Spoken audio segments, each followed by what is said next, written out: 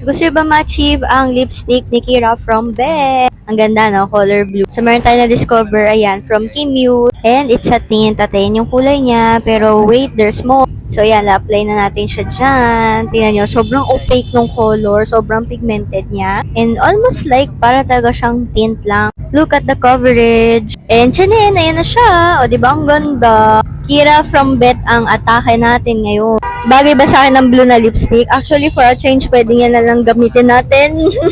In fairness, o diba, GGSS si ate mo, girl. So, ito na yung sasabi ko, may plot twist tayo. Kapag tinanggal nyo yan, meron siyang tint. Madami nga pala to iba-ibang kulay. Yung sa akin is cranberry bubble. So, yan siya. Parang sobrang natural lang niya sa lips ko. Once na tinanggal yung siya, transfer proof na siya. And ayan yung stain na naiiwan niya. Sobrang natural lang ng kulay. At lalagyan natin siya ng gloss dyan para, diba, healthy yung lips natin. That's it, pansit. O, diba, parang natural lang talaga tignan sa lips natin. Ilalagay siya sa yellow basket.